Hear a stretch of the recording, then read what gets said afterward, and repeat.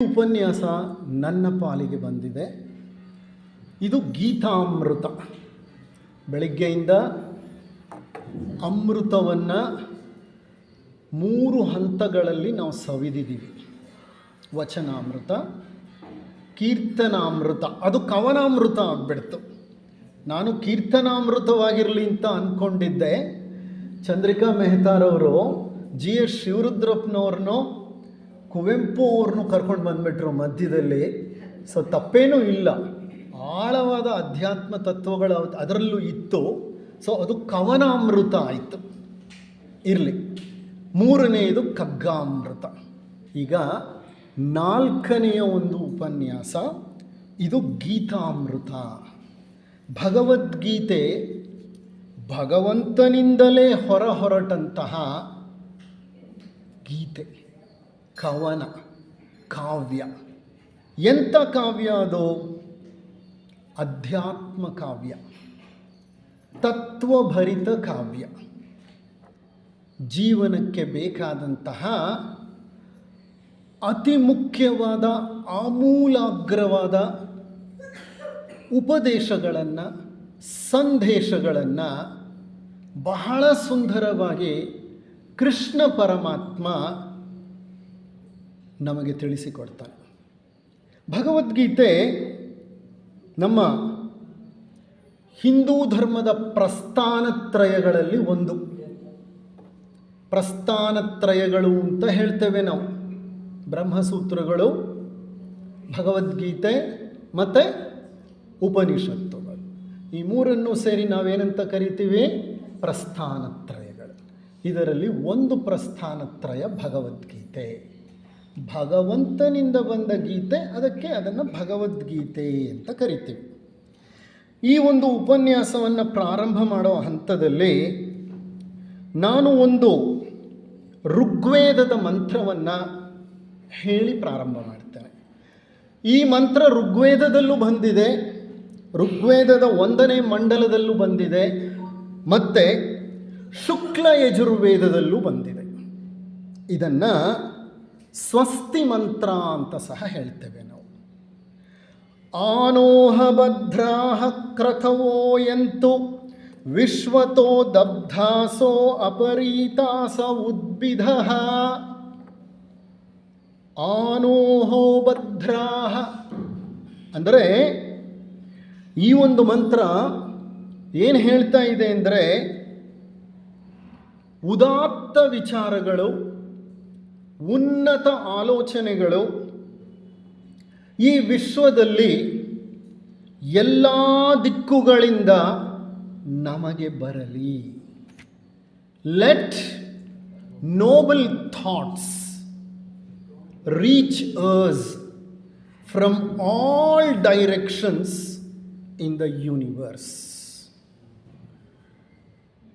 ಅಂದರೆ Nobel thought, ಉನ್ನತ ವಿಚಾರಗಳು, ಉನ್ನತ ಆಲೋಚನೆಗಳು ಎಲ್ಲಿಂದ ಆದರೂ ಬರಲಿ, ಅದನ್ನು ನಾವು ಸ್ವೀಕರಿಸೋಣ, ಬರಲಿ ಅಂತ ಆಶಿಸೋಣ. ಇದು ನಮ್ಮ ಕರ್ತವ್ಯ. ನನಗೆ ಬರಲಿ ಅಂತ ಅಲ್ಲ, ನಮಗೆ ಬರಲಿ, ಎಲ್ಲರಿಗೂ ಬಂದು ಸೇರಲಿ ಅಂತ. ಈಗ ಬೆಳಿಗ್ಗೆಯಿಂದ ಅದೇ ಮಾಡ್ತಾ ಇರೋದು.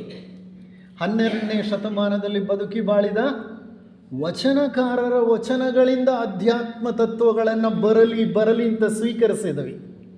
ನಂತರ 13, 14, 15ನೆಯ ಶತಮಾನಗಳಲ್ಲಿ ಬದುಕಿ ಬಾಳಿದ ದಾಸರಿಂದ ಬಂದಂತಹ ಕೀರ್ತನೆಗಳಲ್ಲಿರುವಂತಹ noble thoughts let us welcome ಅಂತ ಅಂದ್ವಿ.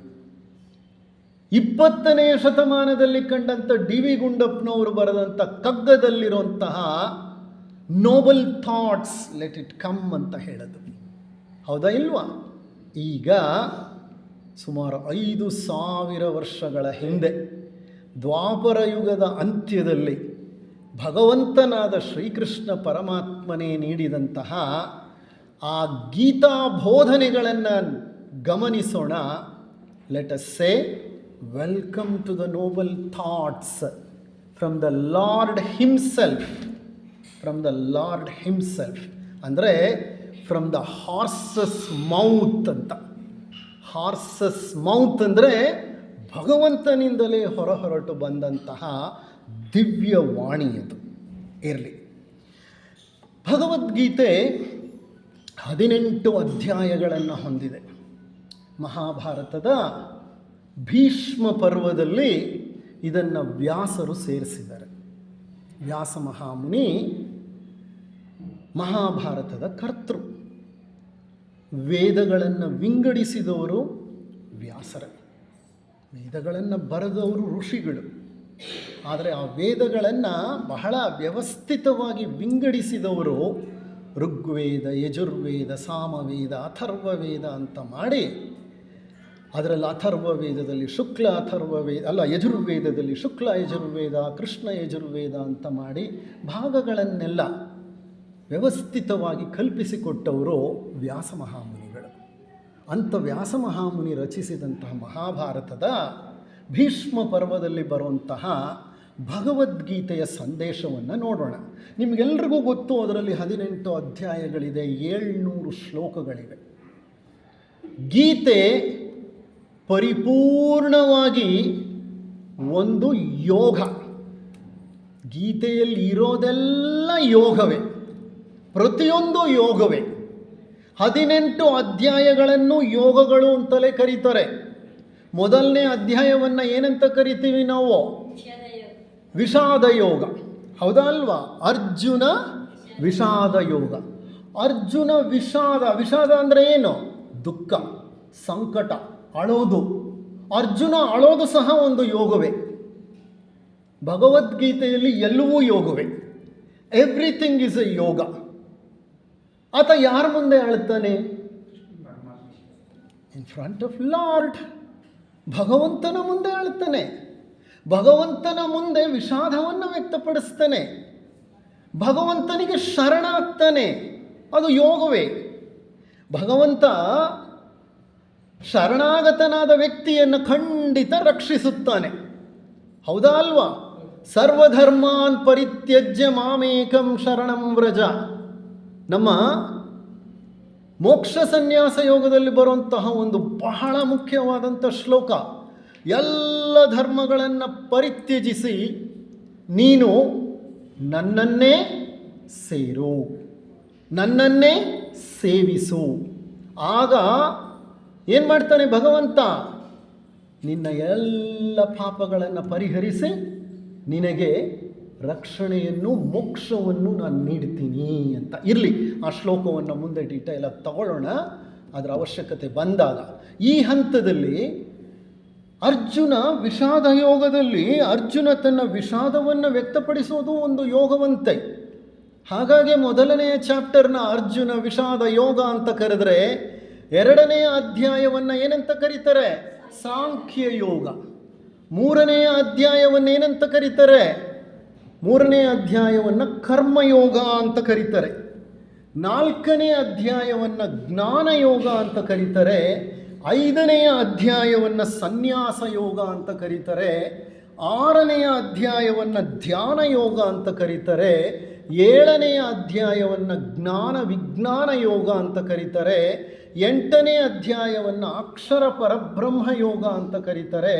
ಒಂಬತ್ತನೆಯ ಅಧ್ಯಾಯವನ್ನು ದೇ ಕಾಲ್ ಇಟ್ ಎಸ್ ರಾಜವಿದ್ಯಾ ಯೋಗ ಅಂತಾರೆ. ರಾಜವಿದ್ಯಾ, ರಾಜಗುಹ್ಯ ಯೋಗ ಅಂತ ಸಹ ಕರೀತಾರೆ ಅದನ್ನು. 10ನೇ ಅಧ್ಯಾಯವನ್ನು ವಿಭೂತಿ ಯೋಗ ಅಂತಾರೆ. 11ನೇ ಅಧ್ಯಾಯವನ್ನು ನಮ್ಮ ವಿಶ್ವರೂಪ ದರ್ಶನ ಯೋಗ ಅಂತ ಕರೀತಾರೆ. 12ನೇ ಅಧ್ಯಾಯವನ್ನು ಭಕ್ತಿ ಯೋಗ ಅಂತ ಕರೀತಾರೆ. 13ನೆಯ ಅಧ್ಯಾಯವನ್ನು ಕ್ಷೇತ್ರಜ್ಞ ಯೋಗ ಅಂತ ಕರೀತಾರೆ. 14ನೆಯ ಅಧ್ಯಾಯವನ್ನು ಗುಣತ್ರಯ ವಿಭಾಗ ಯೋಗ ಅಂತ ಕರೀತಾರೆ. 15ನೆಯ ಅಧ್ಯಾಯವನ್ನು ಪುರುಷೋತ್ತಮ ಯೋಗ ಅಂತ ಕರೀತಾರೆ. 16ನೆಯ ಅಧ್ಯಾಯವನ್ನು ದೈವಾಸುರ ಸಂಪದ್ವಿಭಾಗ ಯೋಗ ಅಂತ ಕರೀತಾರೆ. 17ನೆಯ ಅಧ್ಯಾಯವನ್ನು ಶ್ರದ್ಧಾತ್ರಯ ವಿಭಾಗ ಯೋಗ ಅಂತ ಕರೀತಾರೆ. 18ನೆಯ ಅಧ್ಯಾಯವನ್ನು ಮೋಕ್ಷ ಸನ್ಯಾಸ ಯೋಗ ಅಂತ ಕರೀತಾರೆ. ಅರ್ಜುನ ವಿಷಾದದಲ್ಲಿ ಪ್ರಾರಂಭವಾದಂತಹ ಒಂದು ಭಗವದ್ಗೀತೆ ಹೋಗಿ ಎಲ್ಲಿಗೆ ತಲುಪುತ್ತೆ ಅಂತ ಅಂದರೆ ಮೋಕ್ಷ ಸನ್ಯಾಸ ಕ್ಷೇತ್ರವನ್ನು ತಲುಪುತ್ತೆ. ಅಂದರೆ ಎಷ್ಟು ದಿವ್ಯವಾದಂಥ ಒಂದು ಮಾರ್ಗವನ್ನು ಭಗವದ್ಗೀತೆಯಲ್ಲಿ ಭಗವಂತ ನಮ್ಮ ಮುಂದೆ ಇಡ್ತಾನೆ. ಅಂತಹ ದಿಕ್ಕು ಕಾಣದೆ ಪರಿತಪಿಸುತ್ತಿದ್ದಂತಹ ಅರ್ಜುನನ ಮನಸ್ಸನ್ನು ಪರಿಪೂರ್ಣವಾಗಿ ಪರಿವರ್ತಿಸಿ ಅವನಲ್ಲಿ ಕರ್ಮಯೋಗದ ಸಂದೇಶವನ್ನು ಪ್ರೋತ್ಸಾಹಿಸಿ ಆ ಕ್ಷಣದಲ್ಲಿ ಆತ ಮಾಡಬೇಕಾದ ಕರ್ತವ್ಯ ಏನೋ ಆ ಕರ್ತವ್ಯ ನಿರತನಾಗುವಂತೆ ಮಾಡುತ್ತೆ ಈ ಭಗವದ್ಗೀತೆಯ 700 ಶ್ಲೋಕಗಳು. Krishna was a great psychologist. ಅವನಂತಹ ಮತ್ತೊಬ್ಬ ಮನಃಶಾಸ್ತ್ರಜ್ಞ ಹುಟ್ಟೇ ಇಲ್ಲ ಅಂತ ಹೇಳಬಹುದು. ಎಂತಹ ಸಂದಿಗ್ಧ ಸ್ಥಳದಲ್ಲಿ, ಸಂದಿಗ್ಧ ಸಮಯದಲ್ಲಿ ಭಗವದ್ಗೀತೆ ಹೊರಹೊಮ್ಮತ್ತೆ ನೋಡಿ. ಕುರುಕ್ಷೇತ್ರವೆಂಬ ರಣರಂಗದಲ್ಲಿ ಧರ್ಮಾಧರ್ಮಗಳ ಯುದ್ಧದ ಮಧ್ಯೆ ಈ ದೈವಾಸುರ ಗುಣಗಳು ಯುದ್ಧ ಮಾಡುವಾಗ, ಕಾದಾಟ ನಡೆಯುವಾಗ ಇನ್ನೇನು ಯುದ್ಧ ಪ್ರಾರಂಭವಾಗಬೇಕು ಅಂಥ ಸಂದರ್ಭದಲ್ಲಿ ಭಗವಂತನಿಂದ ಹೊರಹೊಮ್ಮಿದಂತಹ ವಾಣಿ ಇದು. ಈ ಒಂದು ಭಗವದ್ಗೀತೆ ಮೊದಲನೇ ಅಧ್ಯಾಯದಲ್ಲಿ ಅರ್ಜುನ ಬಹಳ ಮಾತನಾಡ್ತಾನೆ. ಕಾರಣ ಆತ ಯುದ್ಧ ಮಾಡಲಿಕ್ಕಾಗದೇ ಇರುವಂಥ ಸಂದರ್ಭದಲ್ಲಿದ್ದಾನೆ. ಅವನು ತನ್ನ ಕೈಯಿಂದ ಅಸ್ತ್ರ ಕೆಳಗೆ ಬಿದ್ದು ಹೋಗಿದೆ, ಕೈಕಾಲು ನಡುಗಲು ಪ್ರಾರಂಭಿಸಿಬಿಟ್ಟಿದೆ, ಮೈಯೆಲ್ಲ ಬೆವರ್ತಾ ಇದೆ, ನಾಲಿಗೆಯೆಲ್ಲ ಒಣಗಿ ಹೋಗಿದೆ, ಗಾಂಡೀವ ಕೆಳಗೆ ಬಿದ್ದು ಹೋಗ್ತಾ ಇದೆ ಜಾರಿ. ಅವನಿಗೆ ಅವನ ಬಂಧು ಬಾಂಧವರನ್ನು ಶತ್ರು ಸೈನ್ಯದಲ್ಲಿ ಕಂಡು ಅವರನ್ನು ಸಂಹಾರ ಮಾಡಬೇಕು ಅನ್ನೋ ಆಲೋಚನೆಯೇ ಅವನನ್ನು ಪರಿಪೂರ್ಣವಾಗಿ ದಿಕ್ಕುಗೆಡಿಸಿಬಿಟ್ಟಿದೆ. ಏನು ಮಾಡಬೇಕು ಅಂತ ಅರ್ಥ ಆಗ್ತಾ ಇಲ್ಲ. ಸಾಮಾನ್ಯವಾಗಿ ನಾವು ಹೀಗೆ ಸಂಕಟ, ಸಂದಿಗ್ಧ, ಸಂಕಷ್ಟ ಪರಿಸ್ಥಿತಿ ಬಂದಾಗ one of the defence mechanisms ಏನು ಗೊತ್ತಾ ನಮ್ಮದು? ಸೈಲೆಂಟ್ ಆಗಲ್ಲ. ನಾವೇನು ಮಾಡ್ತೀವಿ? ಜಾಸ್ತಿ ಮಾತನಾಡ್ತೀವಿ. ವಿ ಬಿಕಮ್ ಡಿಫೆನ್ಸಿವ್ ಆಗಿಬಿಡ್ತೀವಿ, ಓವರ್ ಡಿಫೆನ್ಸಿವ್ ಆಗ್ತೀವಿ. ಬರೀ ಡಿಫೆನ್ಸಿವ್ ಅಲ್ಲ, ಓವರ್ ಡಿಫೆನ್ಸಿವ್ ಆಗ್ತೀವಿ. ವಿಪರೀತ ಒದರಾಟ ಪ್ರಾರಂಭ ಆಗಿಬಿಡುತ್ತೆ. ಅರ್ಜುನ ಸಹ ಅಂಥ ಒಂದು ಪರಿಸ್ಥಿತಿಯಲ್ಲಿದ್ದ. ಶ್ರೀಕೃಷ್ಣ ಅವನನ್ನು ಸುಮ್ಮನೆ ಗಮನಿಸ್ತಾ ಕೊಳ್ತಿದ್ದ. ಕೃಷ್ಣ ಸಮತ್ವವನ್ನು ಸಾಧಿಸಿದಂತಹ ಮಹಾಚೈತನ್ಯ ಅದು. ಪುರುಷ ಆತ. ಅರ್ಜುನ ನರನಾರಾಯಣರು. ಸೊ ಹಾಗಾಗಿ ನಾರಾಯಣ ಪೂರ್ಣ ಸಮತೋಲನದಲ್ಲಿದ್ದಾನೆ. ಆತನಿಗೆ ಗೊತ್ತು ಈತ ಬಹಳ ಉನ್ಮತ್ತನಾಗಿದ್ದಾನೆ, ಅವನು ಖಿನ್ನನಾಗಿದ್ದಾನೆ, ಸಂಕಟವನ್ನು ಅನುಭವಿಸ್ತಾ ಇದ್ದಾನೆ ಅಂತ. ಎಷ್ಟು ಈತ ಮಾತನಾಡ್ತಾನೋ ಮಾತನಾಡಲಿಕ್ಕೆ ಅವಕಾಶ ಕೊಟ್ಬಿಟ್ಟ. ಸುಮ್ಮನೆ ಗಮನಿಸ್ತಾ ಹೋದ. ಒಂದು ಹಂತದಲ್ಲಿ ಅರ್ಜುನ ಹಿ ವಿಲ್ ಸರೆಂಡರ್ ಅಂದರೆ ಏನಾಗ್ತಾನೆ? ಶರಣಾಗ್ತಾನೆ. ಏನೆಲ್ಲ ಓವರ್ ಡಿಫೆನ್ಸಿವ್ ಮೆಕ್ಯಾನಿಸಮ್ಗಳನ್ನ ನಾವು ಬಳಸಿದ್ರೂ, ನಮ್ಮನ್ನು ನಾವು ರಕ್ಷಿಸಿಕೊಳ್ಳಲಿಕ್ಕೆ ನಾವು ಏನೇನು ಮಾತನಾಡಿದ್ರೂ ಕೊನೆಯಲ್ಲಿ ಏನಾಗ್ಬಿಡ್ತೀವಿ? ನಾವು ಕೈ ಕಟ್ಕೊಂಡು ಶರಣಾಗತರಾಗ್ಬಿಡ್ತೀವಿ. ಇನ್ನೇನು ನಡೆಯಲ್ಲ. ನಾನು ಇನ್ನೇನು ಎಕ್ಸ್ಪ್ಲೈನ್ ಮಾಡಿದ್ರೂ ಪ್ರಯೋಜನ ಇಲ್ಲ. Because it's beyond explanation. I want to actually convert real into unreal. ಸತ್ಯವನ್ನು ಮುಚ್ಚಿಡಲಿಕ್ಕೆ ಪ್ರಯತ್ನ ಪಡ್ತಿದ್ದೀನಿ, ಆದರೆ ಅದನ್ನು ಮುಚ್ಚಿಡಲಿಕ್ಕೆ ಸಾಧ್ಯ ಇಲ್ಲ. ಶ್ರೀಕೃಷ್ಣ ಏನೆಲ್ಲ ಮಾಡಿದ್ರೂ ಶ್ರೀಕೃಷ್ಣ ನಮ್ಮ ಮುಂದೆ ಅರ್ಜುನ ಶರಣಾಗತನಾಗಲಿಲ್ಲ. ಶ್ರೀಕೃಷ್ಣ ನೋಡ್ತಾ ಇದ್ದ.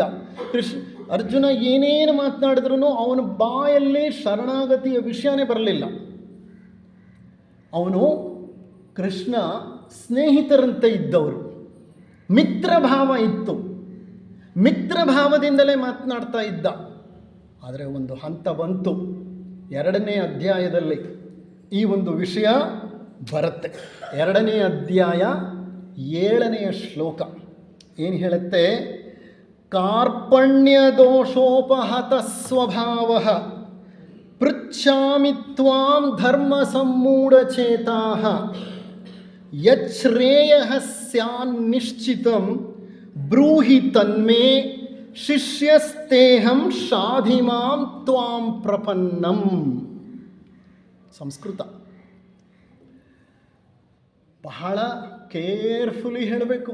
ಪ್ರತಿಯೊಂದು ಪದವನ್ನು ಉಚ್ಚಾರ ಮಾಡುವಾಗ we should be extremely careful. ಇದು 7ನೇ ಶ್ಲೋಕ, 2ನೇ ಅಧ್ಯಾಯ ಸಾಂಖ್ಯ ಯೋಗ. ಅಲ್ಲಿ ಅರ್ಜುನ ಶರಣಾಗಿ ಬಿಡ್ತಾನೆ. ಹೇಳ್ತಾನೆ ಕೃಷ್ಣನಿಗೆ, ನನಗೆ ಕನಿಕರವೆಂಬ ದೋಷ, ದೈನ್ಯತೆ ಎಂಬ ದೋಷ ನನ್ನನ್ನು ಆವರಿಸಿಬಿಟ್ಟಿದೆ. ನನ್ನ ಸ್ವಭಾವ ಕನಿಕರದಿಂದ ಕೂಡಿಬಿಟ್ಟಿದೆ. ನಾನು ಧರ್ಮ ಮೂಢನಾಗ್ಬಿಟ್ಟಿದ್ದೇನೆ ಧರ್ಮದ ವಿಷಯದಲ್ಲಿ. I am in an ethical dilemma. I do not know what is right and what is wrong. As of now, I am in a dilemma. ಯಾವುದು ಧರ್ಮ ಯಾವುದು ಅಧರ್ಮ ಅಂತ ನನಗೆ ಅರ್ಥ ಆಗ್ತಾ ಇಲ್ಲ. ಪೃಚ್ಛಾಮಿ ತ್ವಾಂ ಯಚ್ಛ್ರೇಯಃ, ಯಾವುದು ಶ್ರೇಯಸ್ಕರ, ಸ್ಯಾನ್ನಿಶ್ಚಿತಂ, ನಿಶ್ಚಿತವಾಗಿ, ಬ್ರೂಹಿ, ಹೇಳು, ಯಾರಿಗೆ? ತನ್ಮೇ, ಯಾವುದು ಶ್ರೇಯಸ್ಕರ, ನಾನು ಯಾವುದು ಮಾಡಬೇಕು, ಇಲ್ಲಿ ಧರ್ಮ ಯಾವುದೋ, ನಾನು ಕನಿಕರವೆಂಬ ದೋಷದಿಂದ ಆವರಿಸಲ್ಪಟ್ಟು ಮೂಢನಾಗಿ ಹೋಗಿದ್ದೇನೆ, ದಿಕ್ಕು ಕಾಣ್ತಾ ಇಲ್ಲ. ಶಿಷ್ಯಸ್ತೇಹಂ, ನಾನು ನಿನ್ನ ಶಿಷ್ಯನಲ್ಲವಾ. ಶಾಧಿಮಾಂ ತ್ವಾಂ ಪ್ರಪನ್ನಂ, ನನ್ನನ್ನು ರಕ್ಷಿಸು, ನನಗೆ ಮಾರ್ಗವನ್ನು ತೋರಿಸು. ಶಾಧಿಮಾಂ ತ್ವಾಂ ಪ್ರಪನ್ನಂ ಅಂತ ಬೇಡ್ಕೋತಾನೆ. ಅಂದರೆ ಅಲ್ಲಿವರೆಗೂ ಮಿತ್ರನ ಹಾಗೆ ಮಾತನಾಡಿದವನು, ಸಖಭಾವವನ್ನು ಹೊಂದಿದ್ದವನು, ಈಗ ಇದ್ದಕ್ಕಿದ್ದ ಹಾಗೆ ಕೃಷ್ಣನನ್ನು ಗುರುವೆಂದು ಸ್ವೀಕರಿಸಿ ತನ್ನನ್ನು ತಾನು ಶಿಷ್ಯ ಅಂತ ನಿವೇದಿಸಿ ಕೃಷ್ಣನ ಮುಂದೆ ನನಗೆ ದಾರಿಯನ್ನು ತೋರಿಸು ಕೃಷ್ಣ ಭಗವಂತ, ಕೃಷ್ಣ ಪರಮಾತ್ಮ, ಹೇ ಗುರು ಕೃಷ್ಣ ಅಂತ ಕೇಳ್ಕೊತಾನೆ. ನೋಡಿ, ಆ ಶರಣಾಗತ ಭಾವ ಅರ್ಜುನನಲ್ಲಿ ಕಂಡ ನಂತರ ಕೃಷ್ಣ ತನ್ನ ಭಗವದ್ಗೀತೆಯ ಉವಾಚವನ್ನು ಪ್ರಾರಂಭ ಮಾಡ್ತಾನೆ. ಅಲ್ಲಿವರೆಗೂ ಕೃಷ್ಣ ಅರ್ಜುನನನ್ನು ಗಮನಿಸ್ತಾ ಇರ್ತಾನೆ. ಅಂದರೆ ಇದರ ಅರ್ಥ ಏನಂದರೆ, ಭಗವದ್ಗೀತೆ ಪ್ರಾರಂಭವಾಗುವುದು ಶರಣಾಗತಿಯಲ್ಲಿ, ಕೊನೆಯಾಗೋದು ಮೋಕ್ಷ ಸನ್ಯಾಸ ಯೋಗದಲ್ಲಿ. ಯಾವ ಶ್ಲೋಕ ಬಹಳ ಮುಖ್ಯ ಅಲ್ಲಿ? ಸರ್ವಧರ್ಮಾನ್ ಪರಿತ್ಯಜ್ಯ ಮಾಮೇಕಂ ಶರಣಂ ವ್ರಜ. ಮತ್ತು ಶರಣಾಗತ ಕ್ಷೇತ್ರದಲ್ಲೇ ಮುಕ್ತಾಯ ಹೊಂದುತ್ತೆ. ಶರಣಾಗತ ಸ್ಥಿತಿಯಿಂದ ಪ್ರಾರಂಭವಾಗಿ ಶರಣಾಗತ ಕ್ಷೇತ್ರದಲ್ಲೇ ಮುಕ್ತಾಯ ಹೊಂದತ್ತೆ ಭಗವದ್ಗೀತೆ. ಅದು ಭಗವದ್ಗೀತೆಯ ಒಂದು ವೈಶಿಷ್ಟ್ಯ. ಕನಿಕರವೆಂಬ ದೋಷದಿಂದ ಮನಸ್ಸೆಲ್ಲ ಕದಡಿದೆ, ಧರ್ಮದ ವಿಷಯದಲ್ಲಿ ಮೌಢ್ಯ ಆವರಿಸಿದೆ. ನಾನು ನಿನ್ನನ್ನು ಕೇಳಿಕೊಳ್ಳುತ್ತಿದ್ದೇನೆ, ಯಾವುದು ಶ್ರೇಯಸ್ಕರವೋ ನಿಶ್ಚಯಪೂರ್ವಕವಾಗಿ ನನಗೆ ತಿಳಿಸು. ನೋಡಿ, ವಿಷಯಗಳಲ್ಲಿ, ಮಾರ್ಗಗಳಲ್ಲಿ 2 ಮಾರ್ಗ. ಶ್ರೇಯಸ್ಕರವಾದ ಮಾರ್ಗ ಒಂದಾದರೆ, ಪ್ರೇಯಸ್ಕರವಾದ ಮಾರ್ಗ ಮತ್ತೊಂದು. ಅಂದರೆ ಶ್ರೇಯಸ್ಸು, ಪ್ರೇಯಸ್ಸು. ಯಾವುದು ಶ್ರೇಯಸ್ಸು? ಯಾವುದು ಪ್ರಾರಂಭದಲ್ಲಿ ಅಹಿತ ಅನಿಸುತ್ತೋ, ಯಾವುದು ಪ್ರಾರಂಭದಲ್ಲಿ ಕಷ್ಟ ಅನಿಸುತ್ತೋ, ಅಹಿತ ಅನಿಸುತ್ತೋ, ಬೇಡ ಅನಿಸುತ್ತೋ, ಅದು ಶ್ರೇಯಸ್ಸು. ಕಾರಣ ನಂತರ ಅದೇನು ಮಾಡುತ್ತೆ? ಒಳ್ಳೆಯದನ್ನೇ ಮಾಡುತ್ತೆ. ಯಾವುದು ಅಧರಕ್ಕೆ ಕಹಿಯೋ ಅದು ಉದರಕ್ಕೆ ಸಿಹಿ. ಅಧರಕ್ಕೆ ಯಾವುದು ಕಹಿಯೋ ಉದರಕ್ಕೆ ಅದು ಸಿಹಿ. ಆ ಮಾರ್ಗ ಶ್ರೇಯಸ್ಸಿನ ಮಾರ್ಗ. ಪ್ರೇಯಸ್ಸು ಎಂಥದ್ದು ಗೊತ್ತಾ? ಪ್ರಾರಂಭದಲ್ಲಿ ಬಹಳ ರುಚಿಕರವಾಗಿರುತ್ತೆ, ಬಹಳ ಹಿತಕರವಾಗಿರುತ್ತೆ, ಅದನ್ನು ಅನುಭವಿಸಬೇಕು ಅನಿಸುತ್ತೆ. ಆದರೆ ನಂತರ ಅದೇನನ್ನು ಉಂಟು ಮಾಡುತ್ತೆ? ಅನಾಹುತಗಳನ್ನು ಉಂಟು ಮಾಡುತ್ತೆ. ಪ್ರಾಪಂಚಿಕತೆ ಇದೆಯಲ್ಲ, ಅದು ಪ್ರೇಯಸ್ಸಿನ ಮಾರ್ಗ. ಅಲೌಕಿಕವಿದೆಯಲ್ಲ, ಅದು ಶ್ರೇಯಸ್ಸಿನ ಮಾರ್ಗ. ಧರ್ಮ ಮಾರ್ಗ ಶ್ರೇಯಸ್ಸಿನ ಮಾರ್ಗ, ಅಧರ್ಮದ ಮಾರ್ಗ ಪ್ರೇಯಸ್ಸಿನ ಮಾರ್ಗ. ಇರಲಿ, ಈಗ ಯಾವುದು ಶ್ರೇಯಸ್ಕರ ಅಂತ ಕೃಷ್ಣನನ್ನು ಅರ್ಜುನ ಕೇಳ್ತಾ ಇದ್ದಾನೆ. ನೋಡಿ, ನಮ್ಮ ಸಮಸ್ಯೆ ಏನು ಗೊತ್ತಾ? ಇಲ್ಲಿ ಗಮನಿಸಬೇಕಾದಂಥ ಒಂದು ವಿಷಯ, ನಮಗೆ ನಮ್ಮ ದೌರ್ಬಲ್ಯ ಯಾವುದು ಅನ್ನೋದೇ ಗೊತ್ತಿಲ್ಲ. ಯಾವುದು ನಮ್ಮ ದೌರ್ಬಲ್ಯ ಅಂತ ನಮಗೆ ಅರ್ಥ ಆಗತ್ತೋ ಆಗ ಆ ದೌರ್ಬಲ್ಯವನ್ನು ಮೀರಿ ಬೆಳೆಯುವ ಒಂದು ಸಾಹಸವನ್ನು ನಾವು ಮಾಡ್ತೀವಿ. ಅರಿಯದೇ ಹೋದಾಗ, ಇದು ನನ್ನಲ್ಲಿರೋ ದೌರ್ಬಲ್ಯ ಅನ್ನೋದು ನನಗೆ ಗೊತ್ತಾಗದೆ ಹೋದಾಗ ನಾನು ಏನು ಮಾಡ್ತೀನಿ ಗೊತ್ತಾ? ಎಲ್ಲರೆದುರು ದೌರ್ಬಲ್ಯವನ್ನೇ ತೋರಿಸಿಕೊಂಡು ಹೆಮ್ಮೆ ಪಡ್ತೀನಿ. ಆದರೆ ಜನರಿಗೆ ಗೊತ್ತಾಗತ್ತೆ, ಇದೇನಿದು ನನ್ನಲ್ಲಿರೋಂಥ ದೌರ್ಬಲ್ಯ, ಇದೇನಿದೋ ಇವನ ದೌರ್ಬಲ್ಯವನ್ನು ಶಕ್ತಿಯ ಹಾಗೆ ಎಲ್ಲರ ಹತ್ರ ಹೇಳ್ಕೋತಿದ್ದಾನಲ್ಲ ಅಂತ ಅನಿಸುತ್ತೆ. We cut a sorry figure. ಅದಕ್ಕೆ ಪ್ರತಿಯೊಬ್ಬರೂ ತಮ್ಮ ದೌರ್ಬಲ್ಯವನ್ನು ಮೊಟ್ಟ ಮೊದಲು ಗಮನಿಸಿ ಅಲ್ಲಿಂದಲೇ ಸಾಧನೆ ಪ್ರಾರಂಭ ಆಗಬೇಕು. ರಾಬಿನ್ ಶರ್ಮಾ ಅಂತ ಒಬ್ಬ ಉತ್ತಮ ಲೇಖಕ ಇದ್ದಾನೆ. ಆತ ಬಹಳ ಸುಂದರವಾದ ಒಂದು ಪುಸ್ತಕ ಬರೀತಾನೆ, the saint, the surfer and the CEO. ಇತ್ತೀಚಿನ ಲೇಖಕ, ಭಾರತ ಮೂಲದ ವ್ಯಕ್ತಿ, ಅಮೇರಿಕಾದಲ್ಲಿ ಬದುಕ್ತಿದ್ದಾನೆ. ಈಗ ಸಾಕಷ್ಟು ವರ್ಕ್ಶಾಪ್ಸ್ನ ಮಾಡ್ತಾನೆ. I don't know whether he has written any recent books.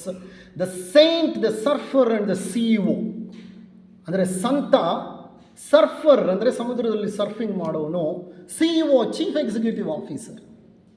ಎಷ್ಟು ಚೆನ್ನಾಗಿದೆ ಆ ಗ್ರಂಥ ಅಂದರೆ, ಇಟ್ಸ್ ಎ ಸ್ಮಾಲ್ ಬುಕ್. ಅದರಲ್ಲಿ ಆತ ಒಂದು ಕಡೆ ಹೇಳ್ತಾನೆ, ಇಂಟೆಗ್ರಿಟಿ ಗ್ಯಾಪ್ ಅಂತಾನೆ. ಇಂಟೆಗ್ರಿಟಿ ಗ್ಯಾಪ್ ಅಂದರೆ ಆತನ ಪ್ರಕಾರ ಏನು ಗೊತ್ತಾ? ನನ್ನಲ್ಲಿರೋ ದೌರ್ಬಲ್ಯ ನನಗೆ ಗೊತ್ತಿಲ್ಲ, ಆ ದೌರ್ಬಲ್ಯವನ್ನು ನನ್ನ ಶಕ್ತಿ ಅಂತ ಎಲ್ಲರ ಮುಂದೆ ಪ್ರದರ್ಶನ ಮಾಡ್ಕೊಂಡು ಬರ್ತೀನಿ. I cut a sorry figure. I say something, I do something else. There is an integrity gap. I have A blind spot. ನನ್ನ ಕಣ್ಣು ಅಂಧವಾಗಿದೆ, ನನ್ನ ನ್ಯೂನತೆ ನನಗೆ ಕಾಣಿಸ್ತಾ ಇಲ್ಲ. ಆ ನ್ಯೂನತೆಯನ್ನು ಕಾಣೋದು, ಅಲ್ಲಿಂದ ನಮ್ಮ ಸಾಧನೆಯನ್ನು ಪ್ರಾರಂಭ ಮಾಡೋದು ಬಹಳ ಬಹಳ ಬಹಳ ಮುಖ್ಯ. ಅರ್ಜುನ ಅದನ್ನೇ ಮಾಡಿದ್ದಿಲ್ಲಿ. 1ನೇ ಅಧ್ಯಾಯದಲ್ಲಿ ಆತ ಏನೆಲ್ಲ ಹೇಳಿದ್ರು, 2ನೇ ಅಧ್ಯಾಯದಲ್ಲಿ ಆತ ತನ್ನ ದೌರ್ಬಲ್ಯವನ್ನು ಒಪ್ಕೋತಾ ಇದ್ದಾನೆ. ಏನು ದೌರ್ಬಲ್ಯ? ಈ ಕ್ಷಣದಲ್ಲಿ ಮಮಕಾರ, ವ್ಯಾಮೋಹ, ಕನಿಕರ, ದೈನ್ಯ ಅನ್ನೋಂಥ ಮೌಢ್ಯ ನನ್ನನ್ನು ಆವರಿಸಿದೆ. ನನಗೆ ಅರ್ಥ ಆಗ್ತಿಲ್ಲ. ಹೇ ಕೃಷ್ಣ ಪರಮಾತ್ಮ, ಹೇ ಜಗದ್ಗುರು, ದಯವಿಟ್ಟು ನನಗೆ ಒಂದು ಮಾರ್ಗದರ್ಶನವನ್ನು ನೀಡು. He is accepting that it is his weakness. ಧರ್ಮ ಸಮ್ಮೂಢ ಚೇತಾಹ ಹೇಳ್ಬಿಡ್ತಾನೆ, ನನಗೆ ಧರ್ಮದ ಬಗ್ಗೆ ಮೌಢ್ಯ ಕಾಣ್ತಾ ಇದೆ, ನನಗೆ ಅರ್ಥ ಆಗ್ತಾ ಇಲ್ಲ, ದಯವಿಟ್ಟು ವಿವರಿಸಿ ಹೇಳು. Wonderful. When you accept your weakness, probably the journey towards change has started. If you don't accept your weakness or deficit or flaw or a gray area, there is no way you can move on the path of change. ಈ ವಿಷಯವನ್ನು ಬಹಳ emphasise ಮಾಡ್ತಿದ್ದೀನಿ. ನಮ್ಮೆಲ್ಲರಲ್ಲೂ ಇದೆ ನ್ಯೂನತೆಗಳು. There is nobody here who is free of a flaw. ಅದಕ್ಕೆ ನಾವು ಮನುಷ್ಯರಾಗಿ ಇಲ್ಲಿ ಹುಟ್ಟಿರೋದು, ಅಪರಿಪೂರ್ಣರು. ಆದರೆ ಆ ಅಪರಿಪೂರ್ಣತೆಯನ್ನು ಒಪ್ಕೊಂಡು ನಮ್ಮಲ್ಲಿರೋಂತಹ ಆ ಒಂದು ವೀಕ್ನೆಸ್ಸನ್ನು ಸ್ವೀಕರಿಸಿ ಇದಿದೆ ಅಂತ ಹೇಳಿ ಮಾರ್ಗದರ್ಶನವನ್ನು ಪಡಿಬೇಕಾಗಿರೋದು ನಮ್ಮ ಕರ್ತವ್ಯ. ಮೊಟ್ಟ ಮೊದಲು ಒಪ್ಕೋಬೇಕಾಗಿರೋದು. ಅದನ್ನೇ ಅರ್ಜುನ ಇಲ್ಲಿ ಮಾಡಿದ್ದು. ಇರಲಿ, ಭಗವದ್ಗೀತೆಯ 3ನೇ ಅಧ್ಯಾಯ ಕರ್ಮಯೋಗ. ಈ ಕರ್ಮಯೋಗದಲ್ಲಿ ಒಂದು ಸುಂದರವಾದಂತಹ ಒಂದು ಶ್ಲೋಕ ಬರುತ್ತೆ. 27ನೆಯ ಶ್ಲೋಕ, 28ನೆಯ ಶ್ಲೋಕ ಕರ್ಮಯೋಗದಲ್ಲಿ ಪ್ರಕೃತೇಃ ಕ್ರಿಯಮಾಣಾನಿ ಗುಣೈಃ ಕರ್ಮಾಣಿ ಸರ್ವಶಃ ಅಹಂಕಾರ ವಿಮೂಢಾತ್ಮ ಕರ್ತಾಹಮಿತಿ ಮನ್ಯತೆ. ಪ್ರಕೃತೇಃ ಕ್ರಿಯಮಾಣಾನಿ ಗುಣೈಃ ಕರ್ಮಾಣಿ ಸರ್ವಶಃ ಅಹಂಕಾರ ವಿಮೂಢಾತ್ಮ ಕರ್ತಾಹಮಿತಿ ಮನ್ಯತೆ. ಏನಿದರ ಅರ್ಥ? ನಾವು ಪ್ರತಿನಿತ್ಯ ಎಷ್ಟೋ ಕೆಲಸ ಕಾರ್ಯಗಳನ್ನು ಮಾಡ್ತಾ ಇರ್ತೇವೆ. ಈ ಕೆಲಸ ಕಾರ್ಯಗಳನ್ನು ಮಾಡುವಾಗ ನಾವೇನು ಅನ್ಕೋತೇವೆ, ಒಂದು ಭ್ರಮೆಗೆ ಒಳಗಾಗಿರ್ತೇವೆ. ನಾನೇ ಮಾಡಿದ್ದ ಕೆಲಸ, ನಾನೇ ಸಾಧಿಸಿದ್ದು ಈ ಒಂದು ವಿಷಯನ, ಈ ವಿಚಾರವನ್ನು, ಇದು ನನ್ನಿಂದಾದಂಥ ಒಂದು ಕಾರ್ಯ. ನಾವು ಅನ್ಕೋತಾ ಇರ್ತೀವಿ, ನಾನು ಮಾಡಿದ ಕೆಲಸ, ಇದು ನಾನು ಮಾಡಿದಂಥ ಸಾಧನೆ, ಇದು ನನ್ನ ಒಂದು ಅಚೀವ್ಮೆಂಟು, ಈ ರೀತಿ ಅಂದ್ಕೊಳ್ತಾ ಇರ್ತೀವಿ. ಆದರೆ ನಿಜವಾಗ್ಲೂ ಕರ್ಮಗಳು, ಕ್ರಿಯೆಗಳು, ಕಾರ್ಯಗಳು ಪ್ರಕೃತಿಯ ತ್ರಿಗುಣಗಳಿಂದ ನಡೀತಾ ಇರುತ್ತೆ, ನನ್ನಿಂದ ನಡೆಯೋದಿಲ್ಲ. ನಾನು ತ್ರಿಗುಣಗಳಿಗೆ ಅಧೀನನಾಗಿದ್ದೇನೆ. ನನ್ನಲ್ಲಿ ತ್ರಿಗುಣಗಳೂ ಇದೆ, ಸತ್ವ, ರಜಸ್ಸು, ತಮಸ್ಸು.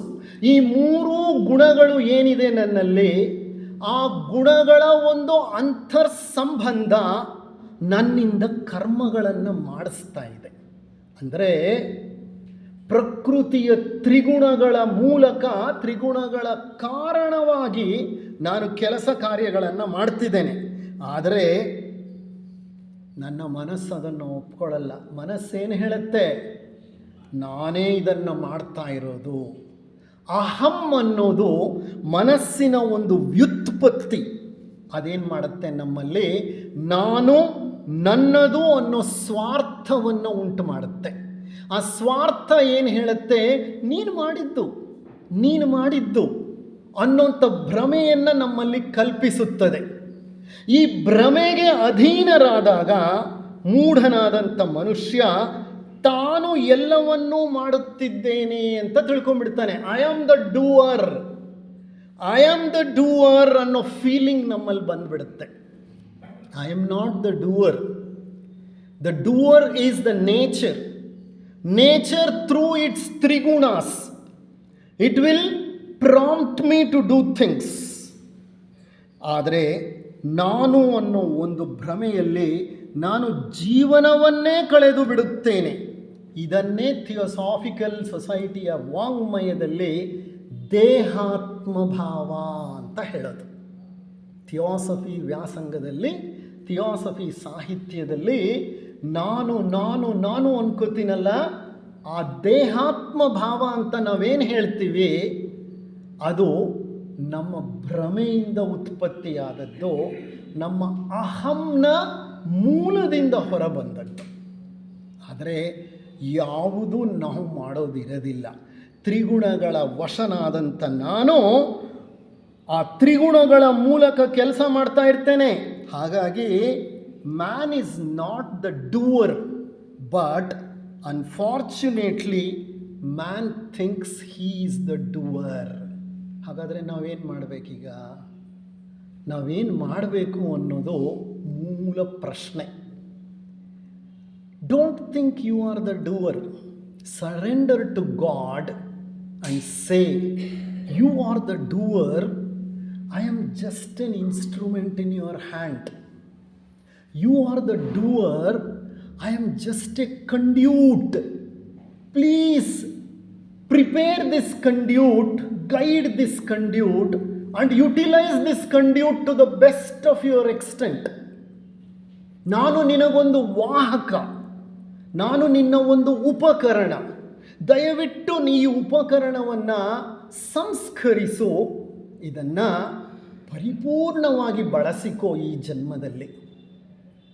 ಇದಕ್ಕಿಂತ ದೊಡ್ಡ ಪ್ರಾರ್ಥನೆ ಮತ್ತೇನು ಬೇಕು? ಓ god, Use me as a tool. But before you use this tool, I know the tool is not completely ready. Please purify this tool so that I become a great instrument in your hand. This should be our prayer. ಆದರೆ ನಾವೇನು ಮಾಡ್ತೀವಿ? ದೇವಸ್ಥಾನಗಳಿಗೆ ಹೋಗ್ತೀವಿ, ದೇವ್ರ ಮುಂದೆ ನಿಂತ್ಕೋತೀವಿ, ನಾವೇನು ಬೇಡ್ಕೋತೀವಿ? ಈ ಪದಾರ್ಥ ಪ್ರಪಂಚದ ಎಲ್ಲ ಸುಖಗಳನ್ನು ಬೇಡ್ಕೋತೀವಿ. ನನ್ನನ್ನು ರಕ್ಷಿಸು ಅಂತ ಬೇಡ್ಕೋತೀವಿ, ನನ್ನನ್ನು ಉದ್ಧರಿಸು ಅಂತ ಬೇಡ್ಕೋತೀವಿ. ತಪ್ಪಿಲ್ಲ. ಯಾವ ರೀತಿ ಉದ್ಧರಿಸೋದು? ಹಣ ಕೊಟ್ಟು ಉದ್ಧರಿಸಬೇಕಾ? ಇಲ್ಲ ಐಶ್ವರ್ಯ ಕೊಟ್ಟು ಉದ್ಧರಿಸಬೇಕಾ? ಇಲ್ಲ ಅಧಿಕಾರ ಕೊಟ್ಟು ಉದ್ಧರಿಸಬೇಕಾ? ಇಲ್ಲ ದೈವಿ ಭಕ್ತಿಯನ್ನು ನನ್ನಲ್ಲಿ ಸೃಷ್ಟಿ ಮಾಡಿ ಉದ್ಧರಿಸಬೇಕಾ? ಯಾವ ರೀತಿ ಉದ್ಧರಿಸಬೇಕು ಅನ್ನೋದನ್ನು you need to define it.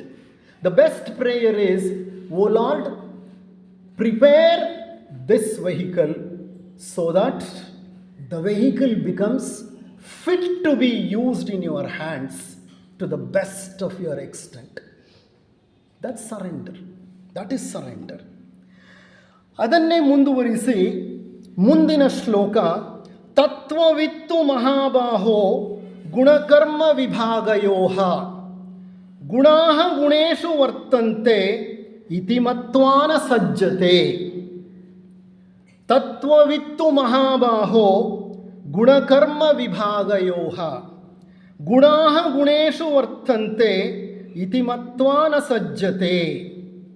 ಅಂದರೆ ಯಾರಿಗೆ ಸತ್ಯದ ಅರಿವು ಇರುತ್ತದೆಯೋ ಅವರಿಗೆ ಚೆನ್ನಾಗಿ ತಿಳಿದಿರುತ್ತದೆ, ನಾನು ಏನೂ ಅಲ್ಲ, ಎಲ್ಲವೂ ಅವನೇ.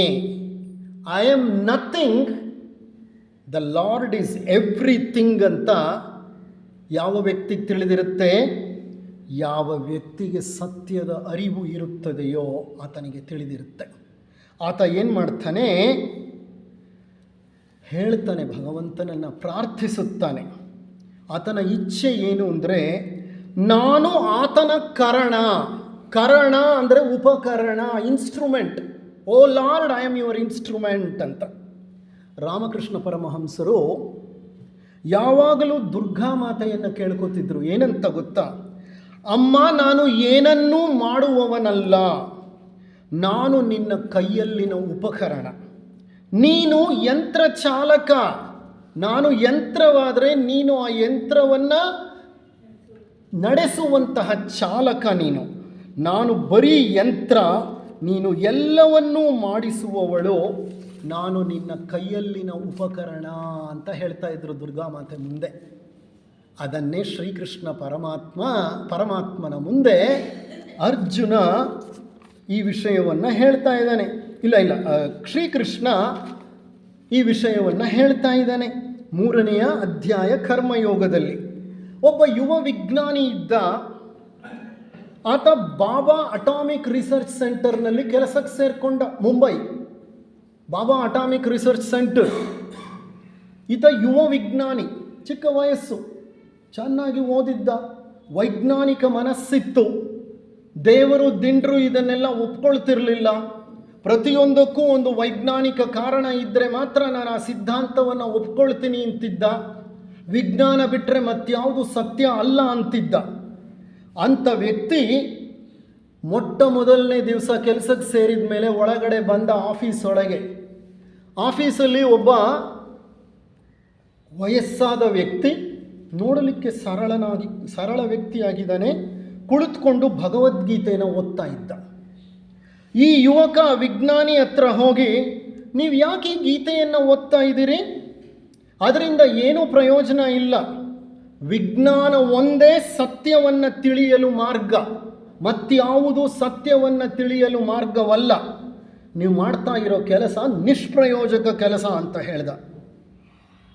ಆ ವ್ಯಕ್ತಿ ಏನೂ ಮಾತನಾಡಲಿಲ್ಲ. ಕೈಯಲ್ಲಿ ಭಗವದ್ಗೀತೆ ಪುಸ್ತಕ ಇತ್ತಲ್ಲ, ಅದನ್ನು ಮಡಚಿಟ್ಟು ಎದ್ದು ನಿಂತ್ಕೊಂಡ. ಅಷ್ಟರಲ್ಲಿ 5-6 ಜನ ಆ ಅಟಾಮಿಕ್ ಸೆಂಟರ್ನಲ್ಲಿ ಕೆಲಸ ಮಾಡ್ತಾ ಇರೋಂತಹ ವ್ಯಕ್ತಿಗಳು ಬಂದು ಕೈ ಮುಗಿದು ಅವ್ರ ಮುಂದೆ ನಿಂತ್ಕೊಂಡ್ರು. ಯಾವ ವ್ಯಕ್ತಿ ಮುಂದೆ? ಭಗವದ್ಗೀತೆ ಓದ್ತಿದ್ನಲ್ಲ ಆ ವ್ಯಕ್ತಿ ಮುಂದೆ ಕೈ ಮುಗಿದು ನಿಂತ್ಕೊಂಡ್ರು. ಯಾರು ಗೊತ್ತಾ ಆ ವ್ಯಕ್ತಿ? ವಿಕ್ರಮ್ ಸಾರಾಭಾಯಿ. ವಿಕ್ರಮ್ ಸಾರಾಭಾಯಿ ಹೆಸರು ಕೇಳಿರ್ಬೋದು ನೀವು. ಬಾಬಾ ಅಟಾಮಿಕ್ ರಿಸರ್ಚ್ ಸೆಂಟರ್ನಲ್ಲಿ ಡೈರೆಕ್ಟರ್ ಆಗಿದ್ದವರು. ಅಂಥ ಮೇಧಾವಿ ಮಹಾನ್ ವಿಜ್ಞಾನಿಯವರು ಅವರು ಭಗವದ್ಗೀತೆ ಓದ್ತಾ ಕುಳಿತಿದ್ರು. ಅವರನ್ನು ಕಂಡು ಈತ ವಿಜ್ಞಾನ ಬಿಟ್ಟು ಬೇರೆ ಮಾರ್ಗವಿಲ್ಲ ಸತ್ಯ ಶೋಧನೆಗೆ ಅಂತ ಹೇಳ್ದ. ಆದರೆ ಆ ವ್ಯಕ್ತಿ ಏನು ಮಾತನಾಡಲಿಲ್ಲ, ಮೌನವಾಗಿ ಎದ್ದು ನಿಂತ್ಕೊಂಡ್ರು. ಭಾರತ ಕಂಡಂಥ ಮಹಾ ಅಣು ವಿಜ್ಞಾನಿ. ಈ ಯುವ ವಿಜ್ಞಾನಿಗೆ ಆಶ್ಚರ್ಯವಾಗೋಯಿತು. ಅಂಥ ದೊಡ್ಡ ವಿಜ್ಞಾನಿ ಯಾವ ಸಂಸ್ಥೆಯಲ್ಲಿ ಕೆಲಸಕ್ಕೆ ಸೇರಿಕೊಂಡಿದ್ದಾನೋ ಆವತ್ತೋ ಆ ಸಂಸ್ಥೆಯ ಡೈರೆಕ್ಟರ್ಗೆ ಆ ರೀತಿ ಮಾತಾಡಿದಾನಂತ. ಆ ಡೈರೆಕ್ಟ್ರು ಭಗವದ್ಗೀತೆ ಓದ್ತಿರೋದು ಇದನ್ನು ಗೊತ್ತಿಲ್ಲ. ಅಂದರೆ ಯುವ ವಿಜ್ಞಾನಿ ಇಲ್ಲಿ ವಿಮೂಢಾತ್ಮ, ಮೌಢ್ಯ, ಅವನಿಗೆ ಗೊತ್ತಿಲ್ಲ. ಆದರೆ ಆ ಮಹಾವಿಜ್ಞಾನಿಯಾದಂಥ ವಿಕ್ರಮ್ ಸಾರಾಭಾಯ್ ಅಪಾರ ಜ್ಞಾನಿಯಾದ್ದರಿಂದಲೇ ಆತನಿಗೆ ಭಗವದ್ಗೀತೆ ಆಧ್ಯಾತ್ಮದಲ್ಲಿ ಅಷ್ಟು ಆಳವಾದಂಥ ವಿಶ್ವಾಸ ಇತ್ತು. ಇರಲಿ, ಅಧ್ಯಾಯ 4 ಶ್ಲೋಕ 11. ಯೇ ಯಥಾ ಮಾಂ ಪ್ರಪದ್ಯಂತೆ ತಾಂಸ್ತಥೈವ ಭಜಾಮ್ಯಹಂ ಮಮ ವರ್ತ್ಮಾನುವರ್ತಂತೆ ಮನುಷ್ಯ ಪಾರ್ಥ ಸರ್ವಶಃ. ಎಷ್ಟು ಸುಂದರವಾದಂಥ ಒಂದು ಶ್ಲೋಕ ಗೊತ್ತಾ ಇದು? 4ನೇ ಅಧ್ಯಾಯವನ್ನು ಏನಂತ ಕರೀತಾರೆ? ಜ್ಞಾನಯೋಗ. ಜ್ಞಾನಯೋಗದ 11ನೆಯ ಶ್ಲೋಕ. ಯೇ ಯಥಾ ಮಾಂ ಪ್ರಪದ್ಯಂತೆ ತಾಂಸ್ತಥೈವ ಭಜಾಮ್ಯಹಂ ಮಮ ವರ್ತ್ಮಾನುವರ್ತಂತೆ ಮನುಷ್ಯ ಪಾರ್ಥ ಸರ್ವಶಃ. ಅಂದರೆ, ಹೇ ಪಾರ್ಥ, ಯಾರು ನನ್ನನ್ನು ಯಾವ ಮಾರ್ಗದಲ್ಲಿ ಸಮೀಪಿಸುತ್ತಾರೋ ನಾನು ಸಹ ಅದೇ ಮಾರ್ಗದಲ್ಲಿ ಅವರನ್ನು ಸಮೀಪಿಸುತ್ತೇನೆ. ಭಗವಂತನನ್ನು ತಲುಪಲಿಕ್ಕೆ 100 ಮಾರ್ಗಗಳು, ಆತ್ಮ ಸಾಕ್ಷಾತ್ಕಾರಕ್ಕೆ ಹಲವಾರು ಮಾರ್ಗಗಳು. ಅದನ್ನೇ ಈಗ ಭವಾಲಿಗೆ ಥೀಮಾಗಿ ತಗೊಂಡಿದ್ದೀವಿ ನಾವು. ಮೇನಲ್ಲಿ ಭವಾಲಿ ಕ್ಯಾಂಪ್ ಇದೆಯಲ್ಲ, 5 ದಿವಸ ಆತ್ಮ ಸಾಕ್ಷಾತ್ಕಾರಕ್ಕೆ ಹಲವು ಮಾರ್ಗಗಳು. ಥಿಯಾಸಫಿ ಹೇಳುವಂಥ ಗುರುಗಳು ಮತ್ತು ಯೋಗಪಥ ಒಂದು ಮಾರ್ಗವಾದರೆ, ಭಗವದ್ಗೀತೆಯ ಕರ್ಮ ಮಾರ್ಗ, ಭಕ್ತಿ ಮಾರ್ಗ ಮತ್ತು ಜ್ಞಾನ ಮಾರ್ಗ ಇನ್ನೊಂದು. ಮತ್ತೊಂದು ನಮ್ಮ ಪತಂಜಲಿ ಮುನಿಗಳು ನೀಡಿದಂತಹ ಅಷ್ಟಾಂಗ ಯೋಗಪಥ. ಮತ್ತೊಂದು ಶರಣ ಸಾಹಿತ್ಯ ನೀಡುವಂತಹ ಷಟ್ಸ್ಥಲ ಮಾರ್ಗ. ಮತ್ತೊಂದು ಕ್ರೈಸ್ತ ಧರ್ಮ, ಇಸ್ಲಾಂ ಧರ್ಮ ಹೇಳುವಂಥ ಮಾರ್ಗ. ಎಲ್ಲವನ್ನೂ ತಗೋಬೇಕು ಅಂತ ಅಂದ್ಕೊಂಡಿದ್ದೀವಿ. ಹಲವು ಮಾರ್ಗಗಳು ಆತ್ಮ ಸಾಕ್ಷಾತ್ಕಾರಕ್ಕೆ. ಇಲ್ಲಿ ಭಗವಂತ ಹೇಳ್ತಾನೆ, ಯಾವ ಮಾರ್ಗದಲ್ಲಿ ಬರ್ತಾರೋ ಜನ, ನಾನು ಅದೇ ಮಾರ್ಗದಲ್ಲಿ ಹೋಗಿ ಅವರನ್ನು ಸಂಧಿಸುತ್ತೇನೆ. ನೀವೊಂದು ಹೆಜ್ಜೆ ಮುಂದೆ ಇಟ್ಟರೆ ಭಗವಂತ 10 ಹೆಜ್ಜೆ ಮುಂದೆ ಇಟ್ಟು ಆ ಮಾರ್ಗದಲ್ಲಿ ಬಂದು ನಿಮ್ಮನ್ನು ಸಮೀಪಿಸಲು ಪ್ರಯತ್ನಿಸುತ್ತಾನೆ. ಜ್ಞಾನ ಮಾರ್ಗದಲ್ಲಿ ಸಾಧನೆ ಮಾಡುತ್ತಾ ಕಾಣಲು ಪ್ರಯತ್ನಿಸಿದರೆ ಅದೇ ಮಾರ್ಗದಲ್ಲಿ ಆತ ನಮ್ಮನ್ನು ಬಂದು ಸೇರ್ತಾನೆ. ಶಂಕರರಿಗೆ ಆದ ಅನುಭವ ಅದೇ, ಅವ್ರದ್ದು ಜ್ಞಾನ ಮಾರ್ಗ. ಶಂಕರರು ಕಾಶಿಯಲ್ಲಿ ಚಾಂಡಾಲನನ್ನು ಸಂಧಿಸುತ್ತಾರೆ. ಕೇಳಿರ್ಬೋದು ನೀವು ಅದು, ಆ ಒಂದು ಘಟನೆಯನ್ನು. ಶಂಕರರಿಗೆ ಚಾಂಡಾಲನ ರೂಪದಲ್ಲಿ ಆ ಪರಮೇಶ್ವರ ದರ್ಶನವನ್ನು ನೀಡಿ ಅವರಲ್ಲಿ ಜ್ಞಾನೋದಯವನ್ನು ಉಂಟು ಮಾಡ್ದ. ಅಯ್ಯ, ನೀನು ಆತ್ಮನನ್ನು ಕುರಿತು ಗಚ್ಚ ಗಚ್ಚ ಅಂತಿದೀಯಾ, ಅಥವಾ ಈ ಶರೀರವನ್ನು ಕುರಿತು ಗಚ್ಚ ಗಚ್ಚ ಅಂತಿದೀಯಾ? ಮನೀಷಾ ಪಂಚಕಂ ಕೇಳಿರ್ಬೋದು ನೀವು. ಮನೀಷಾ ಪಂಚಕಂ. ಶಂಕರರಿಗೆ ಪರಮೇಶ್ವರ ಚಾಂಡಾಲನಾಗಿ ಜ್ಞಾನ ಮಾರ್ಗದಲ್ಲೇ ಬಂದು ಜ್ಞಾನೋದಯವನ್ನು ಉಂಟು ಮಾಡ್ದ. ಅಪ್ಪ, ಯೋಚನೆ ಮಾಡು ನೀನೇನು ಹೇಳ್ತಿದೀಯ ಅಂತ. ಅದೇ ಕರ್ಮ ಮಾರ್ಗದ ಮೂಲಕ ಭಗವಂತನನ್ನು ಸೇರಲು ತವಕಿಸುವ ಜೀವಿಗಳಿಗೆ ಅದೇ ಮಾರ್ಗದಲ್ಲಿ ಭಗವಂತ ದರ್ಶನ ನೀಡ್ತಾನೆ. ಅರ್ಜುನ ಕರ್ಮಯೋಗಿ, ಆದರೆ ಆ ಕ್ಷಣದಲ್ಲಿ ಕುತ್ಸಿತನಾಗ್ಬಿಟ್ಟಿದ್ದ. ದೌರ್ಬಲ್ಯಕ್ಕೆ ಒಳಗಾಗಿದ್ದ. ಆದರೆ ಅವನು ದೊಡ್ಡ ಕರ್ಮಯೋಗಿ. ಅವನಲ್ಲಿರುವಂಥ ಕರ್ಮಯೋಗವನ್ನು ಮತ್ತೆ ಪ್ರೇರೇಪಿಸಿದ ಕೃಷ್ಣ ಭಗವದ್ಗೀತೆಯ ಸಂದೇಶವನ್ನು ನೀಡ್ತಾ ಅಂಥ ಅರ್ಜುನನಿಗೆ ಕರ್ಮ ಮಾರ್ಗದಲ್ಲೇ ಮುಂದುವರಿದು ಅವನಿಗೆ ಜ್ಞಾನೋದಯವನ್ನು ಉಂಟು ಮಾಡಿದ, ವಿಶ್ವರೂಪವನ್ನು ತೋರಿಸಿಬಿಟ್ಟ ಆತನಿಗೆ. ಹಿರಣ್ಯಕಶಿಪುವಿಗೆ ನರಸಿಂಹನಾಗಿ, ರಾವಣನಿಗೆ ರಾಮನಾಗಿ, ಕಂಸನಿಗೆ ಕೃಷ್ಣನಾಗಿ ಕಾಣಿಸಿಕೊಂಡ. ಕೌಸಲ್ಯಗೆ ಮಗನಾಗಿ, ಯಶೋದೆಗೆ ಪುತ್ರನಾಗಿ, ಸುಧಾಮನಿಗೆ ಮಿತ್ರನಾಗಿ, ದ್ರೌಪದಿಗೆ ರಕ್ಷಕನಾಗಿ, ಅವರವರ ಭಾವಕ್ಕೆ ಅನುಸಾರವಾಗಿ ಅವರವರನ್ನು ಸಂಧಿಸಿ ಉದ್ಧರಿಸಿಬಿಟ್ಟ ಶ್ರೀಕೃಷ್ಣ ಪರಮಾತ್ಮ. ನೀನು ಯಾವ ಮಾರ್ಗದಲ್ಲಿ ಮುಂದೆ ಬರ್ತೀಯೋ ನನ್ನನ್ನು ಭೇಟಿ ಮಾಡಲಿಕ್ಕೆ, ಆ ಮಾರ್ಗದಲ್ಲೇ ನಾನು ನಿನ್ನನ್ನು ಬಂದು ಸೇರ್ತೇನೆ ಅನ್ನುವಂತಹ ಸುಂದರವಾದ ಸಂದೇಶವನ್ನು ಇಲ್ಲಿ ನೀಡ್ತಿದ್ದಾನೆ. ನೋಡಿ, ಭಗವಂತ ಕನ್ನಡಿಯಂತೆ ವರ್ತಿಸುತ್ತಾನೆ, ಪ್ರತಿಯೊಂದನ್ನು ಪ್ರತಿಫಲಿಸುತ್ತಾನೆ. ಆತ ಸಾಕ್ಷೀಭಾವವಿದ್ದಂತೆ ಸುಮ್ಮನೆ ನೋಡ್ತಾ ಇರ್ತಾನೆ, ಸಾಕ್ಷೀಭಾವವಿದ್ದಂತೆ ನೋಡ್ತಾ ಇರ್ತಾನೆ. ಪಕ್ಷಪಾತಿಯಲ್ಲ.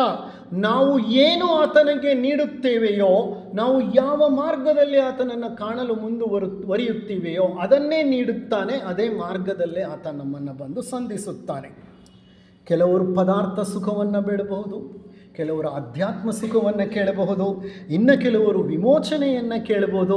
ಯಾರು ಏನನ್ನು ಕೇಳ್ತಾರೋ ಅದನ್ನು ಅವರಿಗೆ ಕೊಡ್ತಾನೆ ಆತ. ಕೊಟ್ಟು ಅದೇ ಮಾರ್ಗದಲ್ಲೇ ಮುಂದುವರಿಸ್ತಾನೆ. ಭೋಗಿ ಯೋಗಿ ಆಗಲೇಬೇಕು, ಯೋಗಿ ಮೋಕ್ಷವನ್ನು ಪಡೀಲೇಬೇಕು. This is a path. ಭೋಗವಿಲ್ಲದೆ ಯೋಗವಿಲ್ಲ, ಯೋಗವಿಲ್ಲದೆ ಮೋಕ್ಷವೂ ಇಲ್ಲ. ಒಬ್ಬೊಬ್ಬರು ಒಂದೊಂದು ಹಂತದಲ್ಲಿರ್ತಾರೆ. ಅವರಿಗೆ ಏನು ನೀಡಬೇಕೋ ಅದನ್ನು ಆತನಿಗೆ ಗೊತ್ತು, ನೀಡ್ತಾನೆ ಆತ.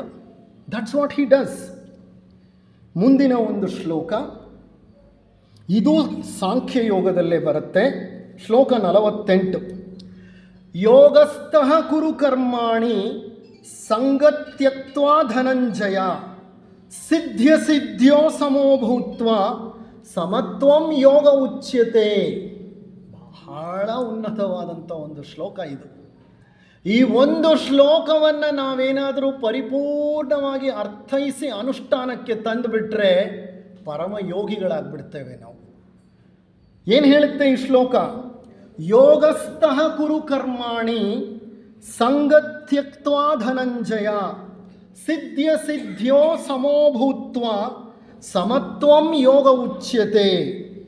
ನಿನ್ನ ಕರ್ಮವನ್ನು ಸ್ಥಿರ ಮನಸ್ಸಿನಿಂದ ದೃಢತೆಯಿಂದ ಮಾಡು ಅರ್ಜುನ.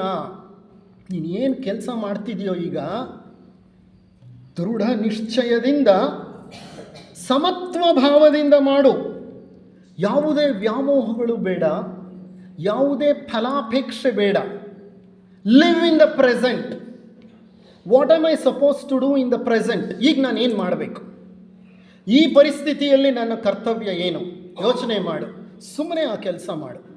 ಮುಂದೆ ಏನಾಗುತ್ತೆ, ಹಿಂದೆ ಏನಾಗಿದೆ ಇದರ ಗೋಜಿಗೆ ಹೋಗಬೇಡ. ಪ್ರತಿಫಲದ ಆಲೋಚನೆ ಬೇಡ, ಭವಿಷ್ಯದ ಯೋಚನೆ ಬೇಡ, ಭೂತದ ಬಗ್ಗೆ ಆಲೋಚನೆಯೂ ಬೇಡ. ಪರಿಪೂರ್ಣವಾಗಿ ವರ್ತಮಾನದಲ್ಲಿ ನೆಲೆಸು. ಯಶಸ್ಸಿನಲ್ಲಾಗಲಿ ಸೋಲಿನಲ್ಲಾಗಲಿ ಸಮಸ್ಥಿತಿಯಲ್ಲಿರು. ಸಮತ್ವವನ್ನು ಕಳೆದುಕೊಳ್ಳಬೇಡ.